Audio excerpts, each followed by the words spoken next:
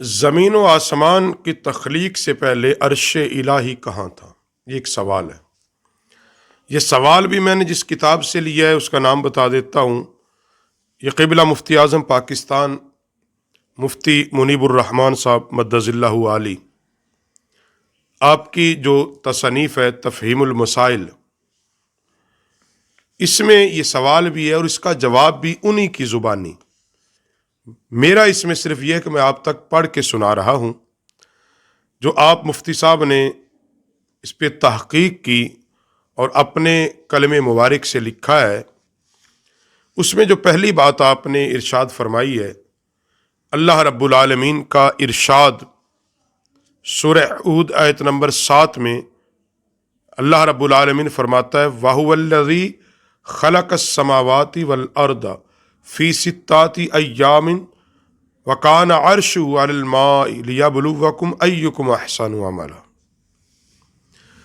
اور اللہ وہی ہے جس نے آسمان اور زمینوں کو 6 دنوں میں پیدا کیا اور اس کا عرش پانی پر تھا تاکہ وہ تم کو آزمائے اور تم میں سے کس کا عمل سب سے اچھا ہے۔ اسی پر حضرت امام ابن جریر نے اپنی سند کے ساتھ لکھا ہے، حضرت عبداللہ بن عباس رضی اللہ تعالی عنہما سے سوال کیا گیا کہ قرآن مجید میں عرش پانی پر تھا تو پانی کس چیز پر تھا؟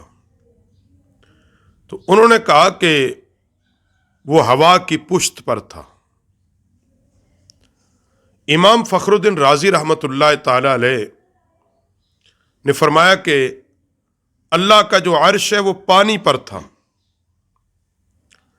اور اللہ تعالیٰ نے اس عجیب و غریب قدرت کے اظہار کے لیے فرمایا اور اس کی مثال دی کہ کسی بھی عمارت کو جب بنایا جاتا ہے اس کو پانی سے دور رکھا جاتا ہے، سخت زمین پر بنایا جاتا ہے، سخت زمین پر کھڑا کیا جاتا ہے، کہیں یہ گر نہ جائے، منہدم نہ ہو جائے، تباہ و برباد نہ ہو جائے۔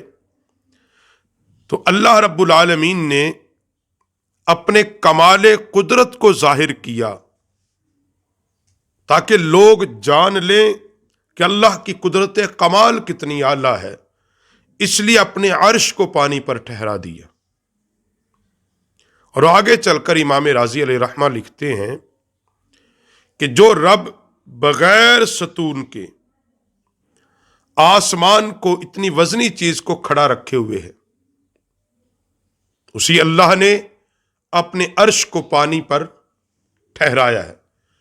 تیسری، تاکہ کوئی اس پہ تعجب بھی نہ کرے کہ پانی پر چیزیں ٹھہر سکتی کہ نہیں، اللہ نے اپنے عرش کو پانی پر ٹھہرایا۔ فرمایا اس کا مطلب یہ نہیں کہ بالکل متصل ایک پانی اور اس کے اوپر عرش اور اس پر خدا بیٹھا ہو۔ فرماتے ہیں کہ یہ حضرت علامہ محمود علوسی علیہ رحمہ کہ فرمائے یہ پانی سے مراد یہ عام پانی نہیں، یہ وہی پانی ہے جس سے انسان کا خمیر عناصر اربع تشکیل دیے گئے ہیں، عناصر اربع۔ اور حضرت علامہ غلام رسول سعیدی تبیان القرآن کے اندر اس آیت کے تحت لکھتے ہیں کہ یا اللہ رب العالمین نے اس پانی کو بطور استعارہ، پانی کا اطلاق ہے، پانی کا اطلاق ہے۔ یہ ضرور اس آیت سے معلوم ہوا کہ زمین و آسمان کی تخلیق سے پہلے پانی کی تخلیق ہو چکی تھی، پانی کی تخلیق ہو چکی تھی۔